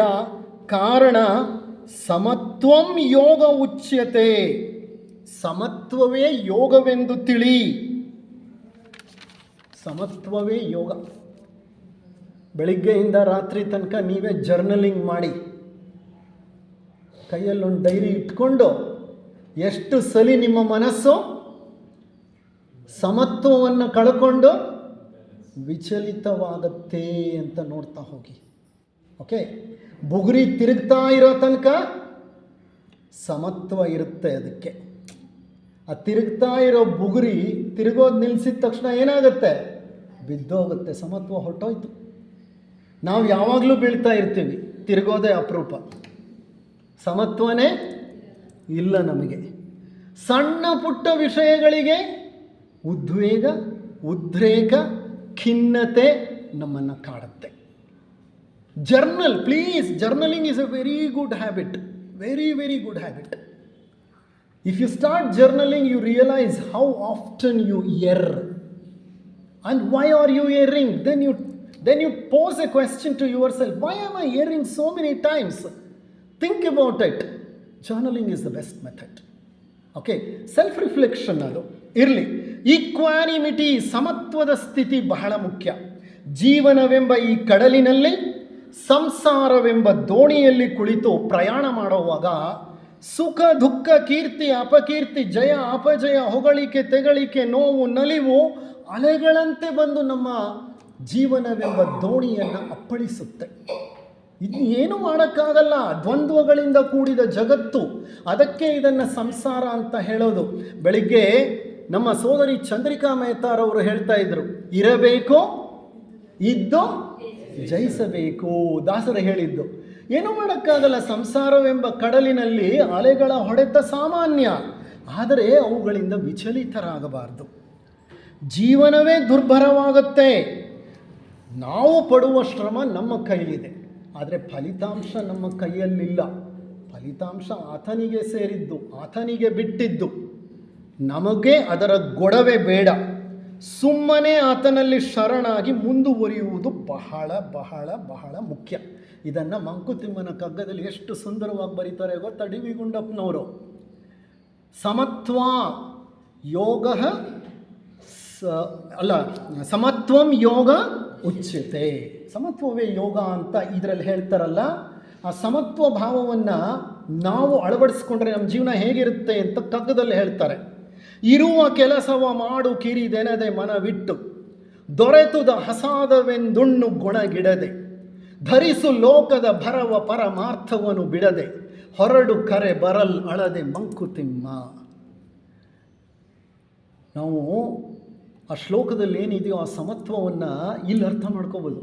ಹೇಗೆ ಸಮತ್ವ ಅಂತಂದರೆ, ಇರೋ ಕೆಲಸ ಮಾಡು, ಕಿರಿದೆನದೆ ಮನವಿಟ್ಟು, ಇದು ಚಿಕ್ಕದು ಅಂತ ಅನ್ಬೇಡ, ಗೊಣಗಿಡದೆ, ಏನನ್ನೂ ಗೊಣಗಬೇಡ, ಸಿಕ್ಕಿದ್ದನ್ನು ಪ್ರಸಾದ ಅಂತ ಉಣ್ಣು. ಇರೋ ಕೆಲಸ ಮಾಡು, ಇದು ಕಿರಿದ್ಗಾದ ಕೆಲಸ ಅಂತ ಅನ್ಕೋಬೇಡ. ಯಾವ ಕೆಲಸನೋ, ನಾನು ಹಜಾಮನ ಕೆಲಸ ಮಾಡ್ತೇನೆ, ನಾನು ಕಸ ಗುಡಿಸೋನು ಕಸ ಗಿಡಿಸೋ ಕೆಲಸ ಮಾಡ್ತೇನೆ, ನಾನು ವೈದ್ಯನ ಕೆಲಸ ಮಾಡ್ತೇನೆ. ಆ ವೈದ್ಯನ ಕೆಲಸ ಮಾಡುವಾಗ ರಕ್ತ ಮಾಂಸ ನರ ಎಲ್ಲ ಮುಟ್ತೀನಿ, ಅದರಲ್ಲಿ ಅಸಹ್ಯ ಭಾವ ಇಲ್ಲ. ಏನೇ ಕೆಲಸ ಇರಲಿ, ಆ ಕೆಲಸವನ್ನು ಅದು ದೊಡ್ಡ ಕೆಲಸನೋ ಚಿಕ್ಕ ಕೆಲಸನೋ ಹಾಗೆ ಅನ್ಕೋಬೇಡ. ಅದನ್ನು ಪರಿಪೂರ್ಣವಾಗಿ ಮನಸ್ಸಿಟ್ಟು ಮಾಡು. ಏನು ದೊರೆಯುತ್ತೋ ನಿನಗೆ ಅದನ್ನು ಪ್ರಸಾದ ಅಂತ ತಿನ್ನು. ಧರಿಸು ಲೋಕದ ಭರವ. ಈ ಲೋಕದಲ್ಲಿ ನೀನು ಹೇಗಿದ್ರೂ ಜನ ನಿನ್ನನ್ನು ಆಡಿಕೊಳ್ಳೋದಿದ್ದೇ ಇದೆ. ಈ ಲೋಕದಲ್ಲಿ ಎಷ್ಟೋ ಕಷ್ಟಗಳು ಬರುತ್ತೆ. ಎಲ್ಲ ಕಷ್ಟಗಳನ್ನು ಭರಿಸು. ಹೇಗೆ? ಪರಮಾರ್ಥವನ್ನು ಬಿಡದೆ, ಪರಮಾತ್ಮನನ್ನು ನೆನೆಸ್ಕೊಳ್ತಾ ಹೊಗಳಿಕೆಯನ್ನು, ತೆಗಳಿಕೆಯನ್ನು, ಕೀರ್ತಿಯನ್ನು, ಅಪಕೀರ್ತಿಯನ್ನು, ನ್ಯಾಯವನ್ನು, ಅನ್ಯಾಯವನ್ನು ಎಲ್ಲ ಅನುಭವಿಸು. ಹೊರಡು ಕರೆ ಬರಲ್ ಅಳದೆ Mankutimma.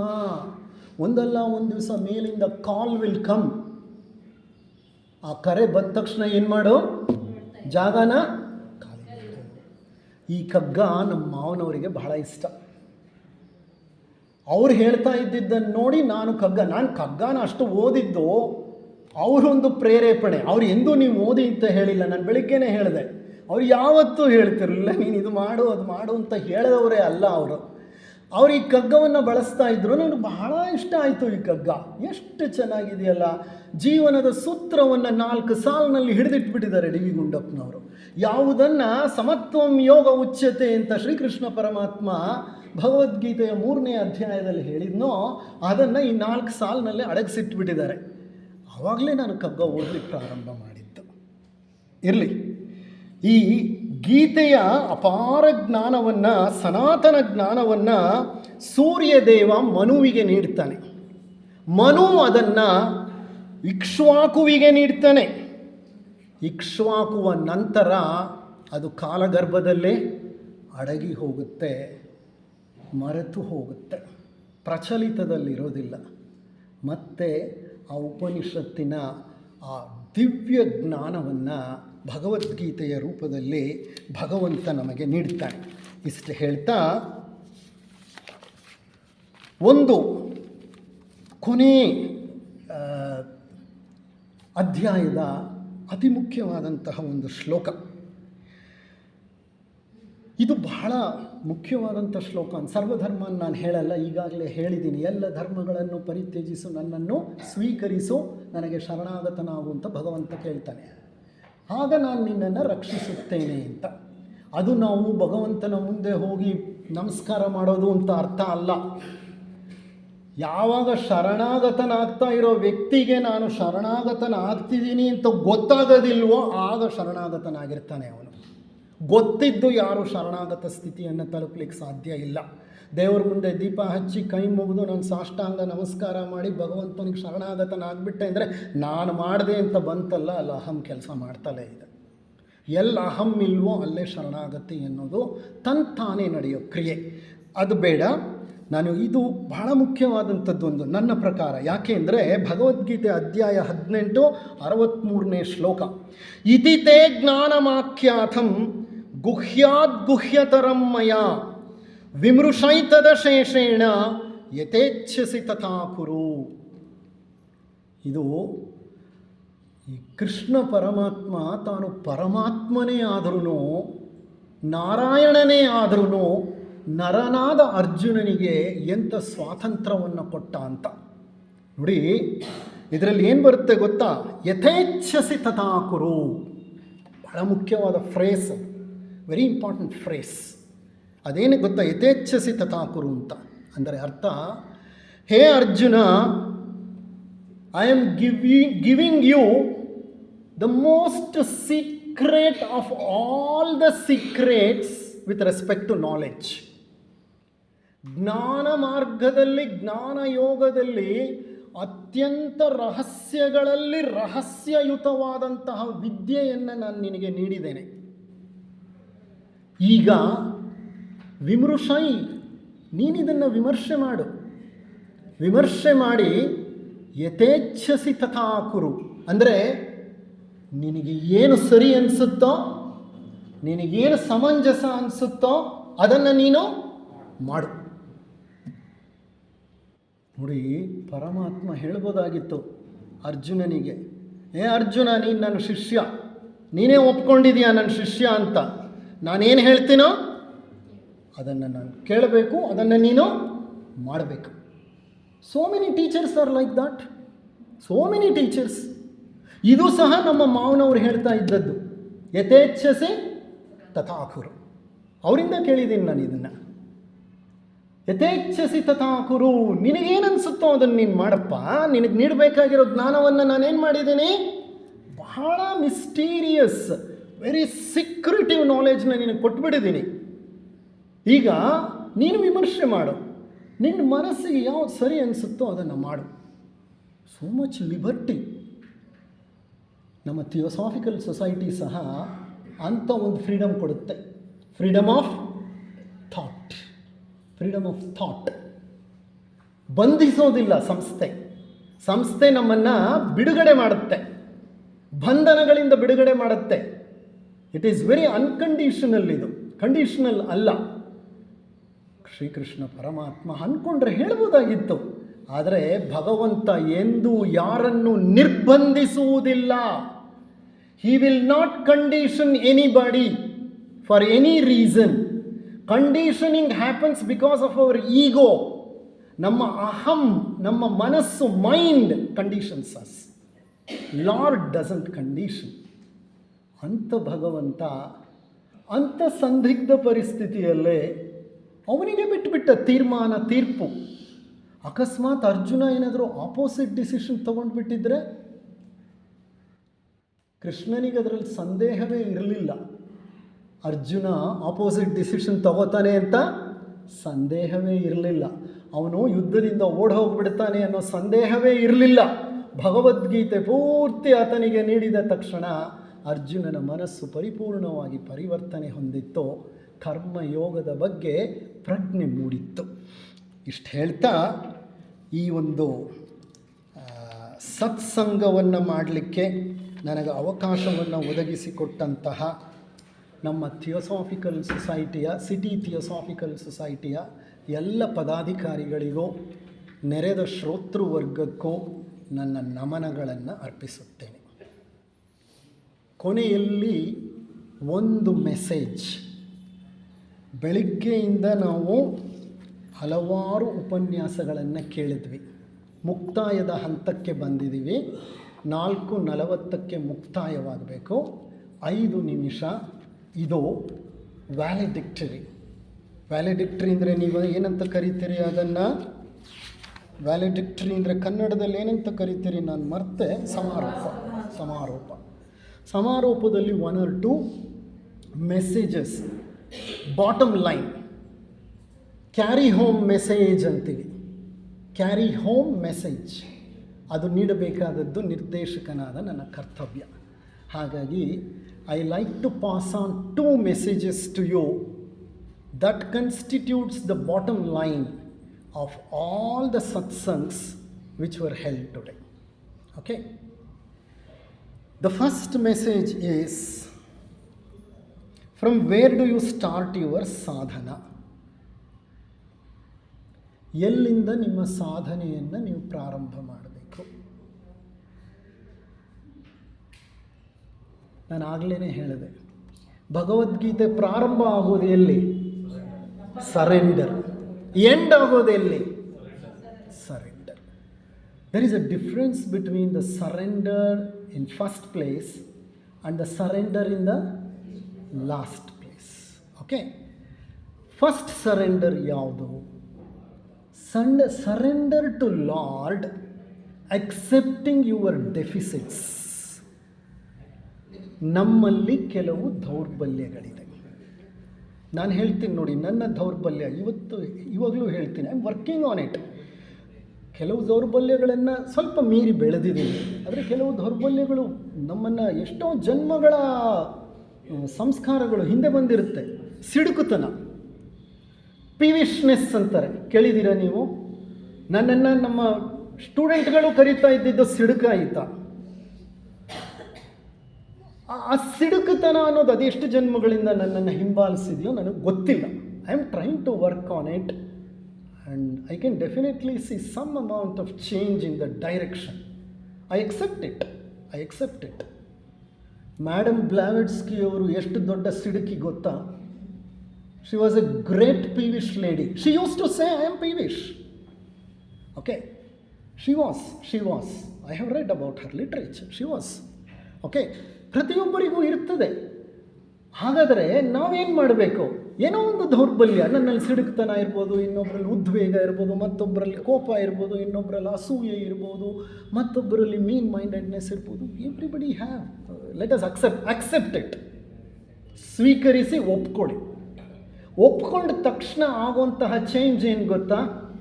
You move to the next stage. What is the next stage?